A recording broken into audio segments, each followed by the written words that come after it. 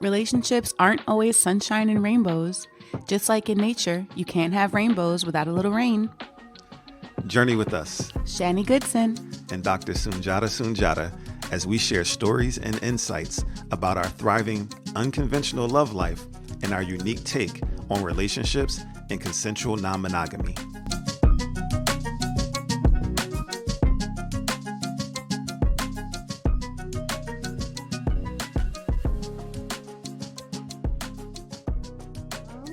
Okay. Hey, y'all. What's good? What's good? Hope y'all doing well. We're back. Sunshine and rainbows back again. Yeah, up for another episode. I'm ready. You ready? I'm ready. Share with the people what we want to talk about today. We are actually going to be talking about our non-monogamy journeys before we met. So I feel like the last couple of times we were talking about like how we got to non-monogamy. Now we're kind of going to talk about how we got to each other after we, dove into the world of non-monogamy. Cool. Before we get into that, how you doing today? I'm doing all right. How are you?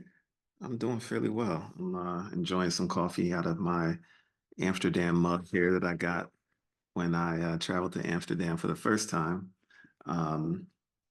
Dealing with a lot of rain here today. It's rainy. I like the rain, especially when I'm inside. True. It's, it kind of plays into our theme, sunshine and rainbows, as our intro says, without a little rain. Yeah, right. You can't get to the sun. Well, rain and sunshine gives us the rainbows. So. Yeah, we were traveling and saw a rainbow, and we actually took a video of it because we were like, oh, look, it's rainbows. This is true. Last week, yeah, it was like the first rainbow I've seen in a long time. And it was like real consistent. So we took it as a sign that, sunshine and rainbows, the right way. This is our path. Yeah. The universe is talking. Indeed. So you want to go first? Talking about your journey before we met. Yeah, I'll go first because your story is long. So I'll start. He'll get into that in a second too. I mean, really, my like once I discovered what non-monogamy was, my journey was more about studying. That's just how I like usually approach things. I'm an observer. And I spent a lot of time observing. So I joined a lot of like groups on social media, especially Facebook, and read a lot of things, like a lot. I was actually in China, so I wasn't really in the dating world because, it's dating in China for a non-Chinese person is difficult. Because I was living in China when my marriage ended. So I spent a lot of time online. I spent a lot of time looking and posting and reading all the comments. And I learned so many things. It helped me learn what I wanted. It helped me learn what was out there and what types of different dynamics existed. And it really helped me see what resonated with me and what didn't. And it actually took me, I would say it was like a whole year of that before I even attempted to get into a relationship with somebody who was polyamorous. Notice I don't say get into a polyamorous relationship. I don't like that term. I feel like people are polyamorous and we're in different relationships, but the relationship is not polyamorous. I am. Yeah. That's how I feel about that. So I'm very careful with my language in that way. And that's one of the things I learned by studying. Like that's one of the things I learned. So I felt like I was very confident in what I wanted before I came to non-monogamy. But I will say, when I first came into this scene, I was like, I don't want to nest. I don't really want to get married. I'm kind of on the solo poly tip. That's more my energy. I still think that's kind of my energy, but a little bit, it's kind of, I'm not as solo poly as I used to feel. And if you don't know what solo polyamory is, that's like folks who, how would you describe solo polyamory? I would say those are people who, they aren't looking to hop onto like the relationship escalator. They really prioritize themselves as their primary partner, as their primary relationship. They're not necessarily looking to live with someone, which we call nesting. they don't want to combine finances. They don't want to combine, life in that way. It's like they are forever, I guess in conventional terms, people would say they're like, hold on to like the singleness. Um, but I guess that single isn't really good because you're still in relationships. It's just you're your primary partner, and yeah, you're not looking to like link up and live with someone and do life together in that way. Yeah, I think of it. I recently saw a term online where somebody was talking about enmeshment. And I think what we have been saying is like intertwinement. I feel like a lot of solo polyamorous people don't want to intertwine their lives deeply with others. Yeah. They want to, they might have commitments to this person, like emotional commitments, and they might feel like there are relationship commitments there.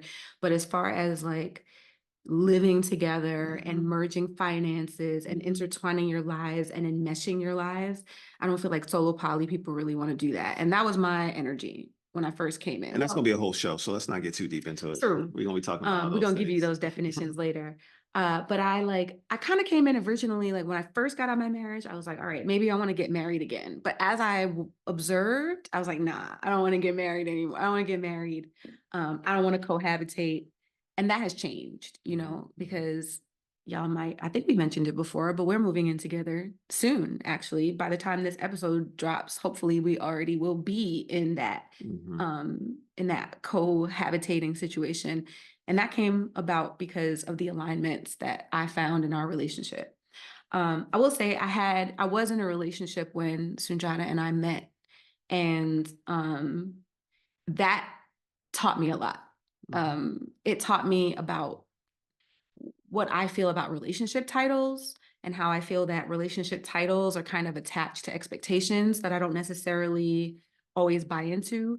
And what I mean by that is like sometimes when people call you their partner, they suddenly get these like expectations of you that you didn't know were there before because partner means something to them that maybe it doesn't mean to you. And so that helped me let go of expectations and lean into agreements more. Consent-based relationships and constantly negotiating. And negotiating sounds like a bad thing, but that just means like talking about what we want, our boundaries, how we're feeling in the relationship. Is it meeting the needs that we have? Is it, that kind of thing is important to me more so than expectations. And I think my first relationship in this world helped teach me that. It also helped me learn about meta relationships.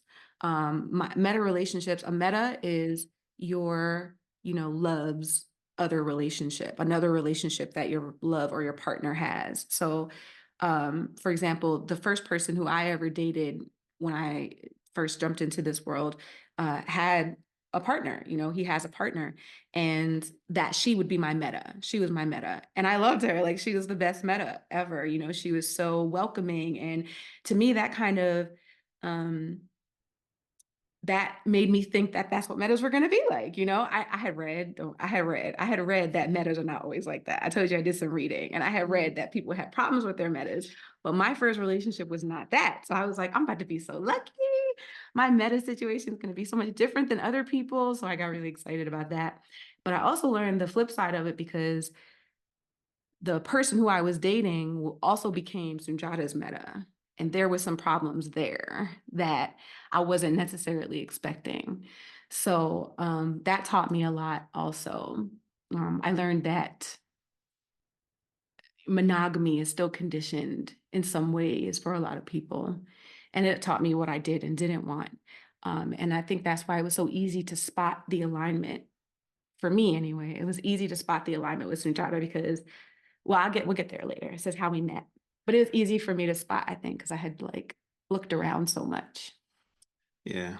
So I'm just thinking about like, do I have any questions? Anything else I can pull out about your journey before you and I met? Because we're gonna get to that in a few. Yeah. Yeah, I guess did you approach it with like a enthusiastic like excitement? Just the idea of dating and relating in the context of ethical non-monogamy and polyamory. Mm, I don't know if I was any more excited or enthusiastic about dating in a polyamorous setting as a monogamous one. To me, they're not that different, if if I'm being really honest. To me, I don't find dating polyamorously to be very different than dating And monogamously. I appreciate the nuance of saying dating polyamorous people or non-monogamous, or because we use these terms interchangeably often, like consensual non-monogamy and ethical non-monogamy. You'll hear us use that interchangeably, which is like an umbrella term, and polyamory is within it. Um, but I agree. I just want to say I agree with the idea of dating polyamorous people, but it's tricky to even say that because even though I identify as polyamorous and you identify as polyamorous, there's some people that are in these circles that are non-monogamous. They're not polyamorous. Mhm. So And then you have your people who consider themselves ambiamorous, where they're like, I can be monogamous sometimes, but I can yeah, also be polyamorous. And the fact is, there are monogamous people in the non-monogamous world. Those people are here also. And so true. that's part of the reason why it's hard for me to say a polyamorous relationship or even saying dating a polyamorous person. To me, it's all dating. The only one of the biggest differences to me is that you got to talk more when you're dating multiple people. You're going to have to talk to a lot more people. And you're going to have to Mhm. communicate better and more clearly. But I don't know if I was enthusiastic. Mhm. I'm more of a let what will be will be. That's more my energy. So you said, so you feel like you've had what, one partner since before you and I met? Or Partner. how many people did you date before we met? How many people did I date since like the end of my marriage Mhm. to meeting you? I don't know. And we're just talking about going out on a date Let's or say like that feeling like I you dated them consistent consistently. that you dated consistently. Um, so let me think. Maybe like four people. Um, yeah, like I was before I met you, I had only been separated about a year and a half. Um, so yeah, I would say maybe about four people. Okay, okay. I think that gives folks context for my story because I was in this dating in this space for many years before you and I met. For many compared to you. And so you said, and then also you said it was about a year and a half before we met that you were like dating in this space. Yeah, Okay, it was about a year and a half that I was dating at all. Dating okay. in this space, no, because I was also dating in China and I also lived in Houston. And I wouldn't say that I was dating, although I identified as polyamorous, I wouldn't say that the people I dated did. So as soon as you separated and when you started dating again, you had already began to identify as polyamorous. That was pretty In that early. first year, when you said you were just like reading a lot, you were like, "Yeah, this is me. I identify with this." I was still thinking about it. Like I was still digging deep and seeing and observing. Is Okay. this for me? I actually went back and forth. Mm, There were times in that year where I was like, oh no, I don't think polyamory is for me because I don't know if I can handle the, lack of control or if I could handle the lack of control, the lack of possessiveness. That was hard for me yeah, to let go of. And even now, sometimes it can be hard. yeah. So yeah, I went back and forth. I Okay, wasn't like polyamory gung ho, but I was like non-monogamy gung ho, okay, if that makes sense. okay, okay. So you I'm thinking, I'm like, do okay. I want to add anything else? Because I want, we gotta let the people hear Sunjata's story because there's things. There's things. He was in this world, what, like 4 years before four we or met. 5 years, 4 years before. So, he has more experience. And I also think you were dating more in the community than I was. Hmm. I would definitely say before Maybe you, 5 years before we met, I think. we met in 2022. So 5 years. Yeah. Um, well, almost a little over four. Okay. Yeah, I think I also wasn't I would say yes, I only dated one other person who identified as polyamorous, Okay, like clearly before you. okay. Anything else before I get into my Nah, we ready. my journey before we met? We ready. We ready. Okay. So yeah, like I said, I my journey started at the end of 2017, and I know that we officially met at the beginning of 22. Um, But even though we kind of were on each other's radar before then, but I know we'll touch on that and we'll talk about like time and dates and things a little bit as well. But for me, before Shani and I even met, like I had a long, windy, twisty, experience of coming into this understanding of identifying as non-monogamous and as a polyamorous person, and then starting to date and get to know people in this context, as me showing up as who I am in this context. And I knew really early on that I didn't want to get married again, but I did want to live with someone and do life again in the ways that I did when I was married. So in this space, we call that having a nesting partner. So I knew very early on that I wanted to have a nesting partner, because I really enjoy being married. I enjoyed waking up, going to bed with someone every day and like talking about life's journeys, ups, downs, doing life with, supporting each other, just all through all the life practical things. Ride or die energy. Yeah, that ride or die, like best friend, like we get to go places together, do all the little things together. Um, that was dope, that I got the experience when I was married. And that was one of the elements I wanted to take forward. So I knew I wasn't going to be a solo poly person. I knew I wanted to, be nested again one day. And I also like early in my journey, I like made this decision based on what I was learning and my understanding about myself and my capacities, that I felt like I could have three partners. I had this idea in my mind that I want three partners. I think I'll be happy and I'll be fulfilled if I had three romantic partners. That was my mindset early on. I'll also share that early on, I also wanted to be in a triad, which is, me in a relationship with two women that are also in a relationship with each other. That's something else that I thought early on that I would love to experience and be a part of. So these are kind of some of the like early on thoughts and things that I was hoping to, attract or be a part of in some way. And I can share that, like going out on that, starting in that journey, it was whew, bumpy road looking for like the dynamic that I was really craving, just getting to know people. And I had been, just the idea of dating again was really interesting and challenging in a lot of ways.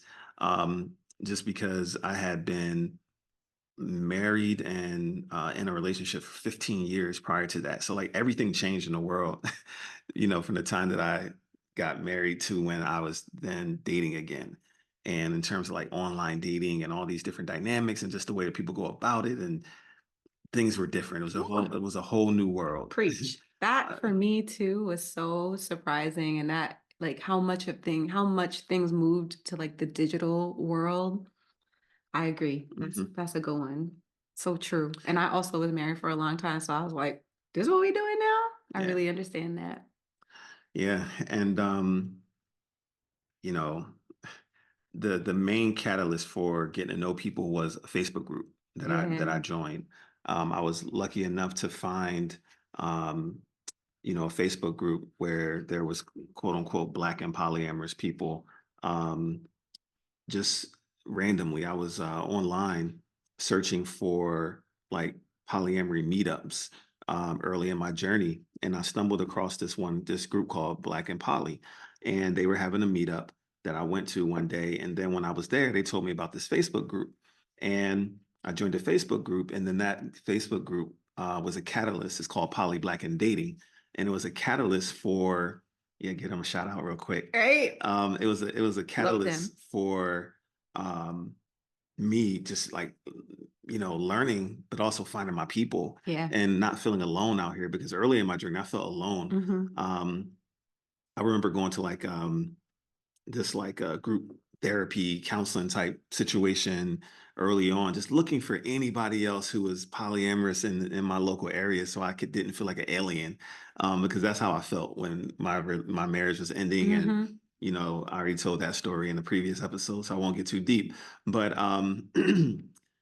when I found poly black and dating, that was like a breath of fresh air, and I found community, and also I found people to meet and date because they had meetups all the time. Mhm. So that's where I started finding people to like get to know and meet. And How did that go? How is that going for you? Or how did that go? Tell us, give us the overview. how did it go? Finding people. Again, Like, how was that different from your dating life before you were married?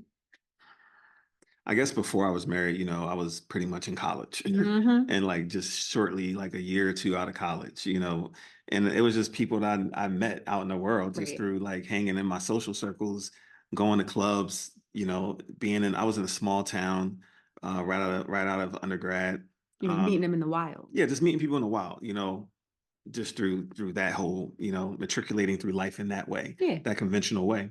So now when it's meeting people online from a group, and then the group having meetup. So I had already maybe chatted with someone online or seen their pictures, and Yeah. so there was some interest building up already.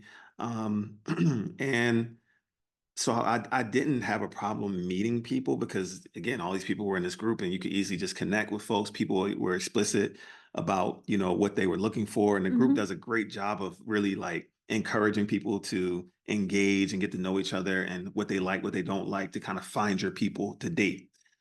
So I dated. I got out there. I dated a lot.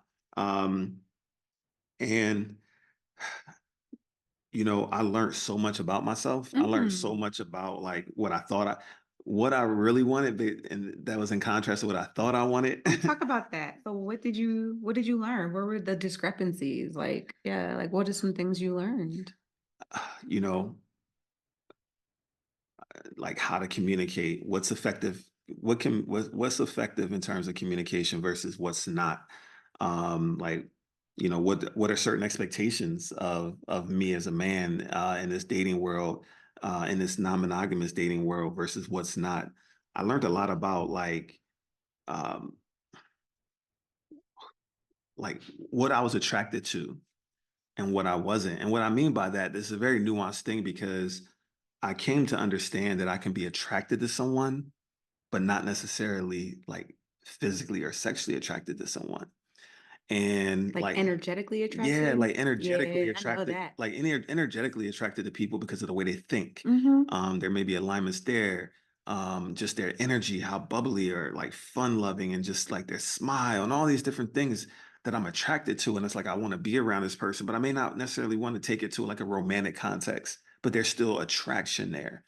I remember, early on, in my journey though, I didn't necessarily have the understanding of these things the way I do It now. was hard for you to discern the types of attraction you were It feeling. was hard to discern the types of attraction I was feeling. It was hard to even communicate it. Oh, so how did So, that play so, out, so manifest? so basically the way that played out and manifested, in some hurtful ways, actually, unfortunately, in some cases, where I would get to know someone and someone would get to know me, and there would be like a mutual energy of like we like each other, but they like me in a different way than I like them. Mm-hmm. They may like me from a more, let's say, attraction, romantic context, where I may have been initially even thinking I was liking, maybe feeling like I was feeling like some romantic stuff, but I wasn't feeling the physical attraction wasn't there. And I thought that the other attractions could override, and I would try to like engage in a romantic context with certain people because of all the things I liked about them. But over time, I realized that the physical attraction piece is so important for me to sustain a romantic connection. This is something I learned in a hard way. Mm. This literally is something that I learned over the course of a couple of years of like dating people that I really liked as people, trying to get over what I didn't like in terms of physical attraction. Um, How did it change your dating practices? how did it Like, change? how did this discovery, like with yeah, how did this affect you or affect your how you I dated? mean, it just made me more discerning and made me more like be up more upfront, Mm-hmm. with people, in terms of like my attraction range. Mm-hmm. Even to the point where in that group, that I mentioned, Poly Black and Dating, we would post things about what we're looking for, just dynamics and just every little detail, like a lot of the details that you could think about, like we would talk about that in a group and we would put that in these posts. And it got to the point where I mean, this is actually a good transition, but I don't even want to go there because I got more to talk about. But the post that you and I connected on, I actually talked about Your physical. my physical like range of attraction, what I'm attracted to and what I'm not, in order to be upfront, because I didn't want, women who I wasn't necessarily going to be attracted to physically, like DMing me and like wanting to like go out on dates when I knew it wasn't going to it wasn't going to be sustainable in a way that maybe they wanted it to be. I think also, and this is just based on what I know about you. I think it's also not just that. I don't think it's just your physical attraction that you learned about. I think you also learned that you can be attracted to certain parts of somebody's personality and not other parts of their personality. Yeah, Like absolutely. I find that you find yourself deeply attracted to people because of like this thing about them, but Mhm. then some chaotic factor might play in, or some like emotional, misalignments might come in where you're like, oh, I love this about you, Mhm. but this is making it hard for the relationship to be sustainable. So even Yeah. beyond the physical, do you agree with Oh, that? absolutely. Absolutely. I agree with that wholeheartedly. And that, you know, these hard lessons led to me creating what I call my a relationship philosophy, my Mhm. theory of sustainable relationships, which we're actually going to talk about at some point during this podcast. But I'm sorry, this season.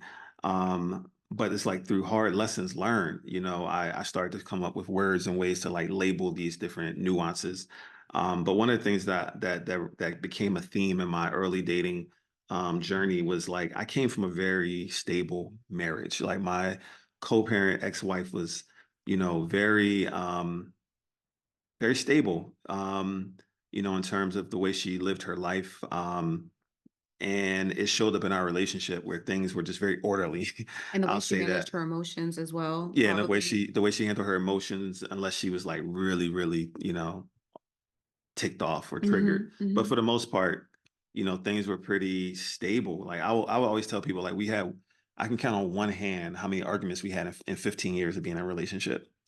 So when I got into the non-monogamy space and started dating, I feel like I ran into like a series of people who weren't as stable. I would say they were like more chaotic relationships in terms of their lives in general. They weren't as stable like in their careers. They may not been as stable in terms of their capacity to like hold stress and not like blow up or have emotional meltdowns. You know, Executive functioning type. executive functioning challenges for some of these people. And I would say is like literally probably like I had like a 2 year run. It seemed like where everyone I dated had these challenges. It was almost like I got to the point of like, what is it about me where I'm attracting people that have these characteristics? It was a Hmm. strange stretch of runs. Like I'm helping these people like move all the time because they can't maintain a household.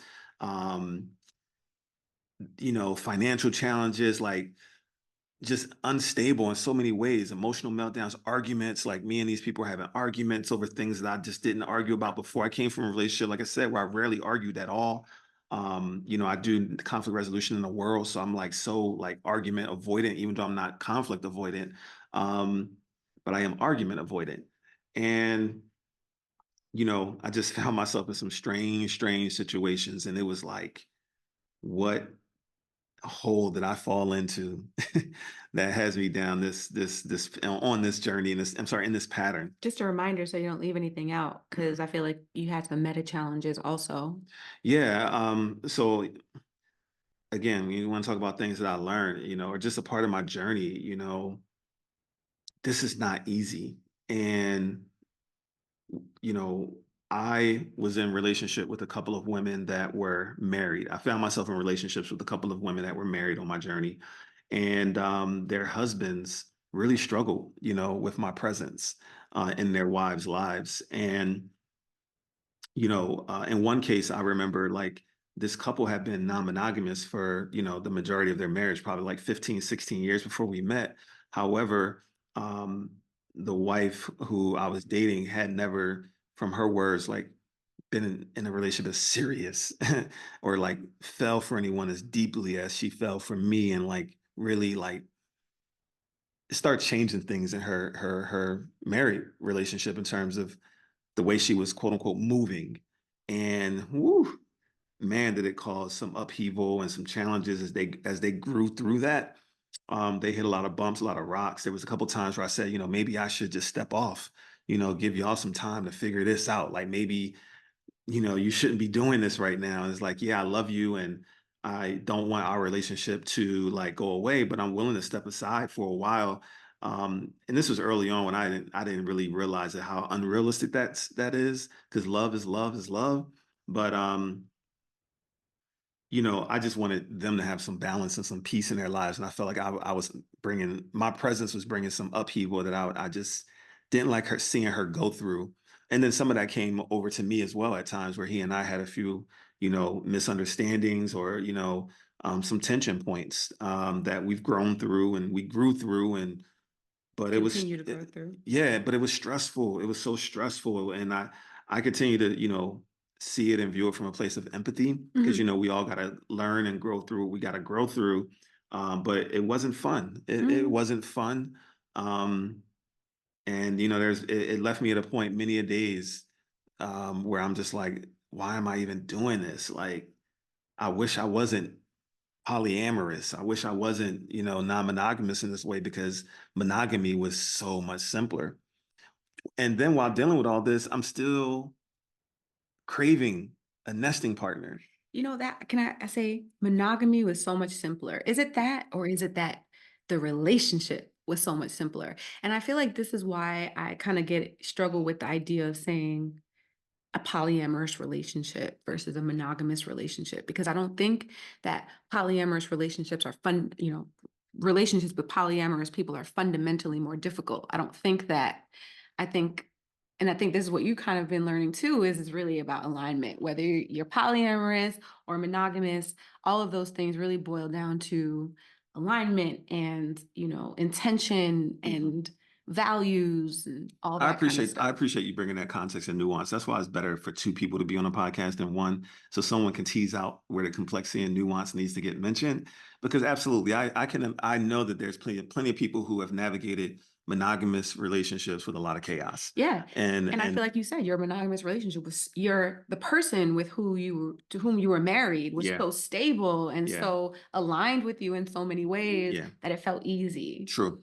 So True. I understand that. So in that way, I do feel like in general, there's a level of complexity when you're talking about navigating multiple romantic relationships, Yes. especially when those multiple relationships also have other romantic relationships. Yes. So I think inherently there's more complexity, Yes. More and people, more yeah, more complexity. complexity I in agree. and when dating polyamorous people. Yeah. Um, Because you're dealing with more people, right? mhm, I mhm. agree with that. I agree with that. I can Especially just agree because with that. we're dating polyamorous people in a society where Monogamous monogamy, conditioning runs. yeah, is the norm. Absolutely. It's Absolutely. compulsory. I think that's the issue more than even being in polyamory. So Yeah, yeah, because yeah, yeah. we have to unlearn so much to be able to survive over here. What about like what you said you started with versus like, wanting a nesting partner and desiring a certain number of partners, like and not wanting to be solo, poly, all that. Do you feel like those things have changed? Do you feel like It's changed a lot, and that brings to mind something else I think is really important to share with everyone. I can recall there was a time where I was dating in a very serious, committed partnerships, two women who were both married, and spending a lot of time with them, really enjoying this time, but feeling extremely lonely. mm-hmm, Like extremely lonely because on nights that I wasn't with one of them, which was most nights, I was going to bed by myself. And it's like I have so much love in my life and these dope relationships, but I'm lonely. And that was mm-hmm, so strange to mm-hmm, experience because I was still craving like a life partner, a nesting partner, someone to do life with on a regular basis, similar to what they were getting with their relationships with their husbands. mm-hmm, So I was extremely lonely. And I remember I was verbal about, I won't say, yeah, I was verbal about that. Like anyone who knew me, my friends in this space, sometimes if I hopped into one of the groups and I like, posted something, I would like be candid and see if anyone was experiencing what I was experiencing. Like, is anyone else dealing with these feelings of loneliness, this odd feeling, this irony of having so much love, in my life, so much romantic love, but because I don't have a day-to-day nesting, life partner dynamic, I also feel lonely. And yeah, that was tough. Maybe that can lead us into the next part of this. Okay. So how we met? Yeah. Okay. So let's see. I remember. Let's put a date to this. It was 2021. Okay. Um, Yes, you were dating the two women who you're just referring to. yeah, that were married. And other people as well along the way. Like, Yeah. I dated other people along as well during that time. A lot of people. But it didn't get like to the point of with a lot of folks with some in the journey it did, but like the whole idea of like partnership, right? Mhm. Y'all ended up Um, where you feel like where are those people now who you some used are to date? friends, and Yeah. yeah, and some are still in our social circle. A Yeah. lot of them are still in our social circle, and we're just friends. That's another thing about polyamory is like sometimes your relationship transitions and ends, and now you still got to see them all the time because they're still in your social circle. Hmm. They could still be connected or dating somebody else who you're connected to. That's very common. Hmm. So Yeah, connected to is like by either dating or being a meta yeah. or a close friend of somebody that you're a close friend with Yeah. in the space Well, if we because map it out, it gets complex. it's a small community of people who are, living this way. Yeah. So we run into each other all the time Yeah. and because we socialize in that circle. So, End um, of 2021. thank you. It was actually early in 2021 was the first time that I saw Shani show up in the group Poly Black and Dating. That is about when I got It there. was early 2021, and I remember Shani was posting about a book. Oh, Parable of either you were posting about it or somebody else posted something about books, and you got in the comments talking about Parable of the Sower. yep. And this was again early 2021. I remember clicking, I'm commenting under it because I had read the book as well, or I was reading it at the time. And there was a little back and forth, but I clicked on her profile and I just went down a rabbit hole of looking at her pictures. And I was just like, oh, she kind of cute. She kind of cute. So I'm like, but she's in China. True. I was living So in China. I'm like, I'm averse to long distance relationships in general, but China, that's beyond long distance. That's just impossible.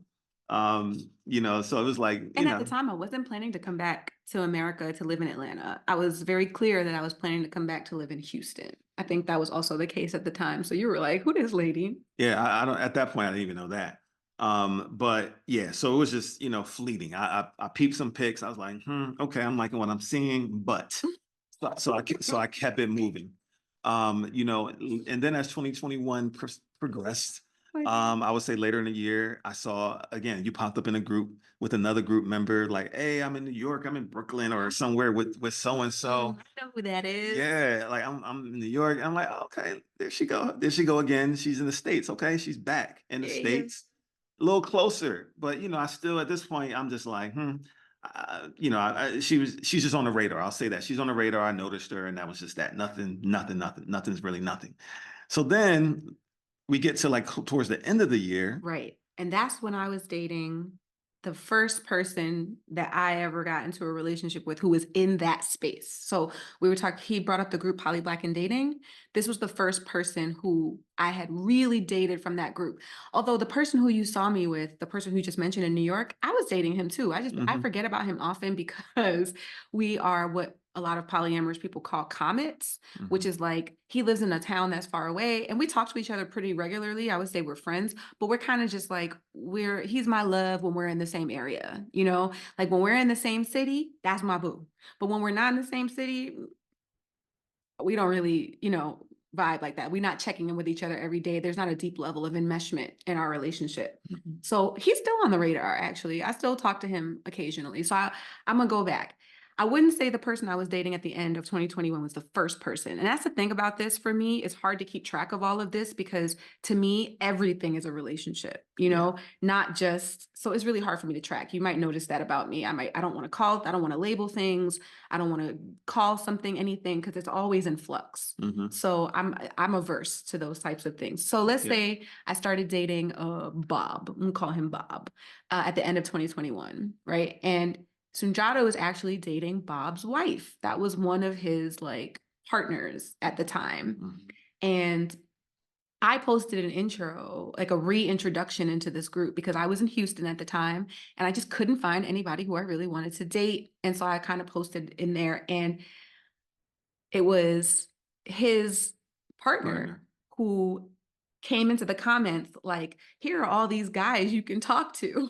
She Like tagged, you should like get to know these guys. These are some cool like, guys. here are some suggestions of guys who I like Yeah. and you might like too. Cause Right. that's and this is what I mean when I say A1 meta energy. Like that's the kind of energy that I'm like, yeah, I definitely want to be your meta.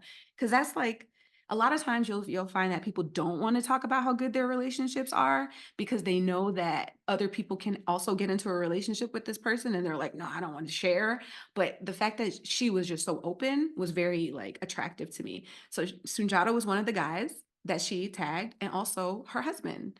And that's who I ended up dating. I wasn't dating Sunjata because like he said, he was averse to long distance, but Bob, right, his partner's Yes. partner was not.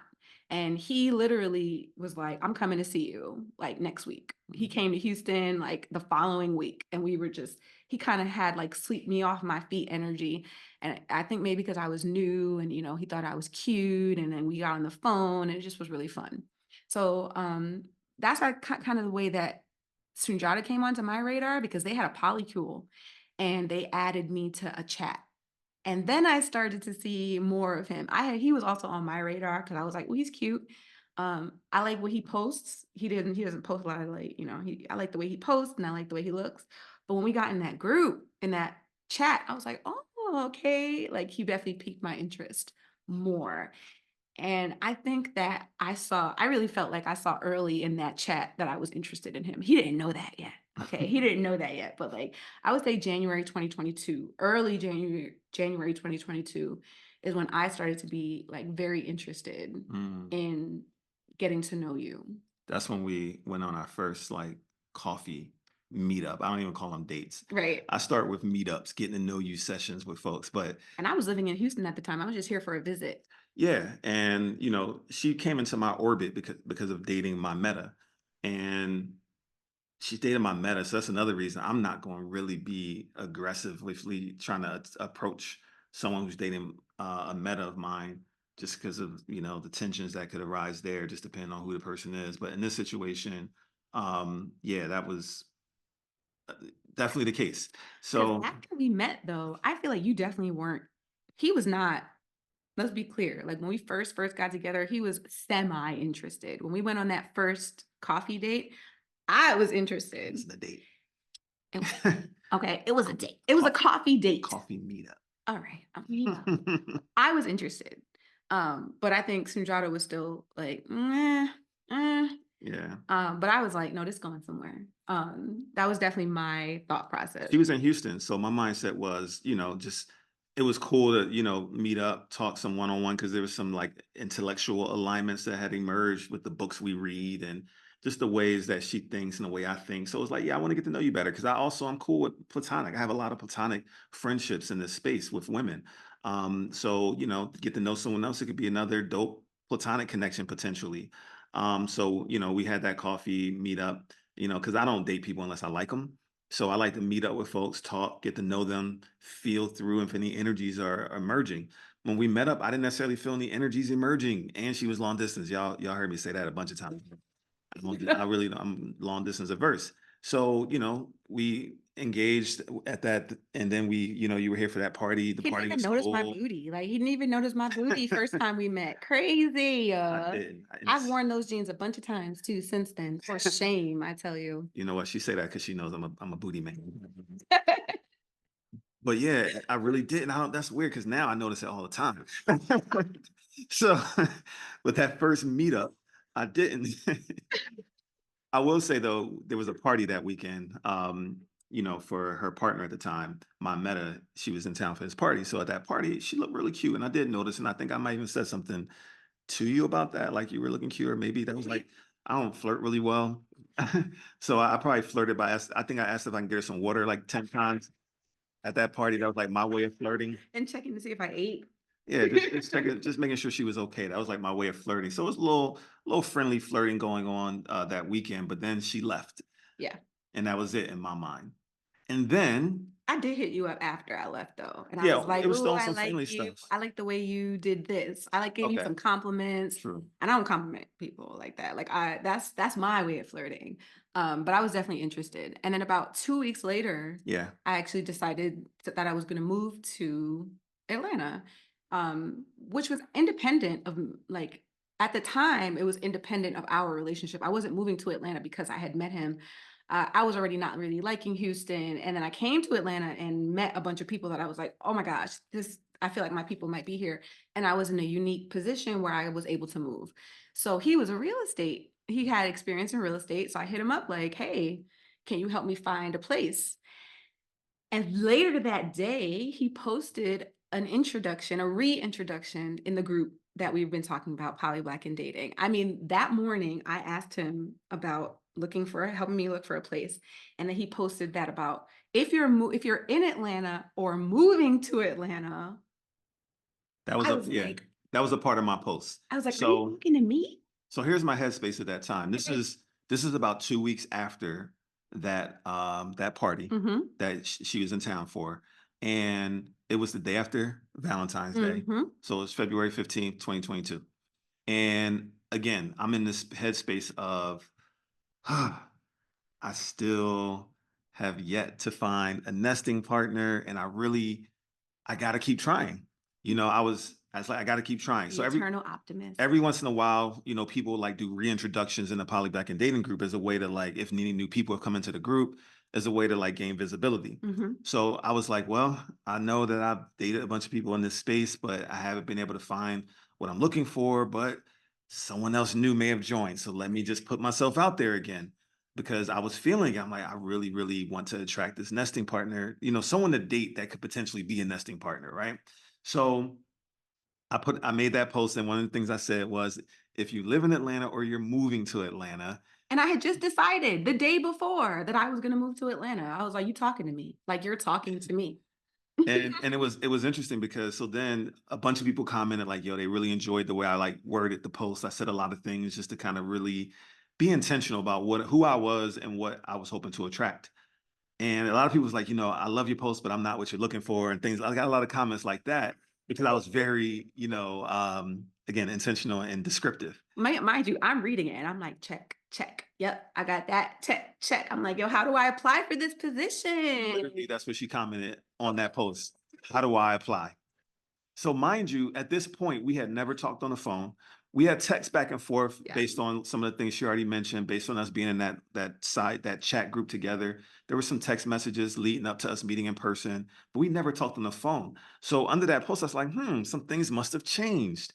And because I didn't know she was coming to Atlanta, you said it was that day. It couldn't have been because It I was the didn't. day before that I had decided I was going to move to Atlanta. Because I wasn't, because in that moment I'm like, something must have changed. I didn't know you were coming. Yeah, we hadn't Maybe you had just spoken. told me that you were considering Atlanta on your list. So I was like, something had changed. Something must have changed. Let's talk. So I texted her at that point. Got off of Facebook and just sent her a text message like, let's talk. When we got on the phone and talked, I don't know why this didn't happen when we talked in person, but when we got on the phone and talked, I don't know that later that day or the next day, when I tell you, it just felt like stars were aligning. We were finishing each other's sentences. I would say something and she was like, I was just thinking that, or she would say something. I'm like, I was just thinking that. And we got into some of the nuances of like who we were and what we were looking for in the relationship dynamic.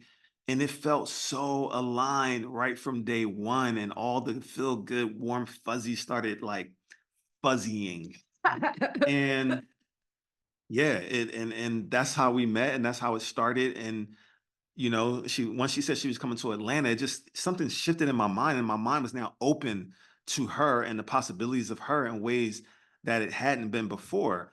Um, Especially knowing that she wasn't already in a nested type relationship, and that could be a possibility for us if things worked out.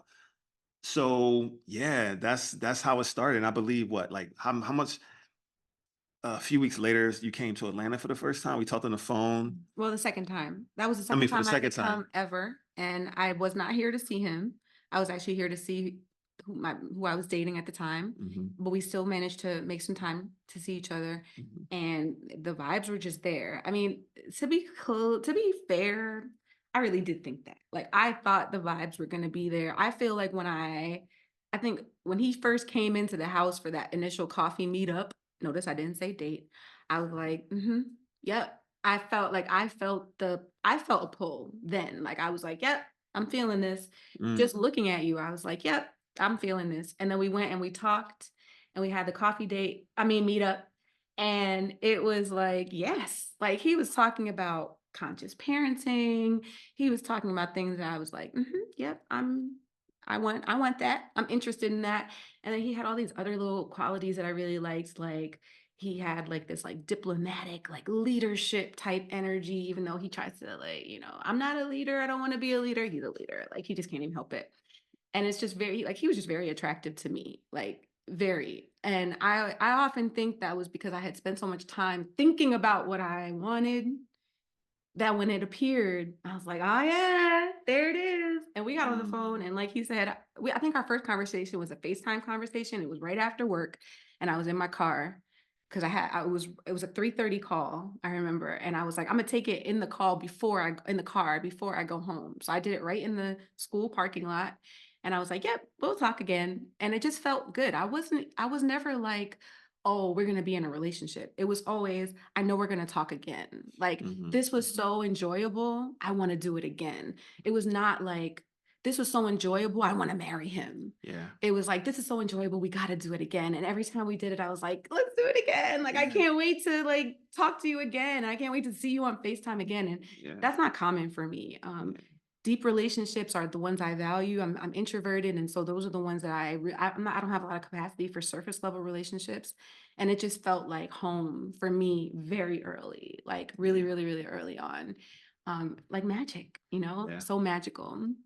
Agree. I agree with everything you said. I love the way you just framed that. And that's the way it felt. And honestly, it's the way it continues to feel 2 years later. It's been really special. The way that it just emerged from there. And Yeah. he was all, let me tell you, let's talk about how cautious he was. All of the things that he learned in his years of dating, he definitely applied those things to me. Okay. He would be like, I like you so much. I really have feelings for you. I might be falling for you, but let's wait a year. I'll let you know how I feel after a year. He's like, let's see where we land. Let's see where we land. But he would always, he would never be like, we gotta wait a year before I see if I love you. He was able to lean in. Like, I think you were able to lean in and be cautious, which I really appreciated. Yeah. And we're gonna talk about that. There's gonna be an episode about that whole relationship philosophy and why I take that approach. But yeah, it wasn't like just jump, even though like very early on, I would say literally from like the first 1, 2, 3 conversations, I knew that this was a special connection. I knew, like she said, I wanted to keep having it and keep learning more. There were so many alignments. We both even had this list. I made a list probably in year 1 or 2 of like all the qualities I wanted in my romantic loves in this context. First time you showed that to me in your car. She checked like all of the things on my list, and just in terms of like everything from like aesthetically, in terms of how she looks, how she carries herself, her energy, her values, her beliefs, her sensibilities, all those various things that I was looking for. And I thought people who I told other partners of mine at the time, and I don't even call anybody partner anymore. That's going to be again a later Next episode. episode. But I remember a partner at the time saying like, "What you're looking for is like a needle in a haystack. You're going to be looking for that for hundreds of years." Oh, I couldn't believe that someone could be all of those things in one package that she is in terms of like what I was desiring. It's so like nuanced and unique. Maybe we'll share that list with y'all one day. And I know you have a list. I don't know when you made it, but me either. I think I made it right. I was in Houston and I was dating a monogamous guy. Okay. And I made that list right after like it ended. And would you say that I check a lot of those boxes? All of them. Majority of them. Okay. Kind of scary, actually. Like, some of them are so specific to him. It's kind of strange. But I remember you first showed me that list. It was on your phone in your car. It was night and we were driving, and I was like, oh my God. I was like, that's creepy. Like, that creeps me out. So Wow. yeah, it definitely feels like magic. Yeah. And I appreciated your intention and your caution, because it made it feel like, you really you cared about me. You cared about getting to know me. He really wasn't in this for looks or like, looks are important. You stress like physical attraction. But when I tell you, like, I can remember the first time he commented on my looks because other compliments were about other things. And that was just such a deep alignment to me. So many things were deep alignments to me. And it can, like you said, it continues to feel that way. When we're apart for like 2 hours, I'm like, I miss you. Come back. Like, I want to be in your pocket. And it's interesting because we still have the capacity to love other people and do, Sunjata maintained a long-term relationship that he had before me. And he still has the capacity for that relationship, so it just shows that to me, love is overflowing, There's abundance infinite. of it. It's an abundance of it. So that's our story. That's how we met. Just a long one. And we hope that you all got some insights and some interesting tidbits from that. And yeah, let us know. Let us know in the comments. Send us a message. Let us know what you think. If you have any thoughts, if you'd liked hearing our story, we love to hear from you all. Yeah, I feel like we can talk about this more, but we're going to wrap it up because this has been a long one and it's been really fun. And I also hope that y'all took something away and would love to hear your feedback. So yeah. Talk to y'all next time. Bye. Thanks for listening. Thank you for listening to Sunshine and Rainbows.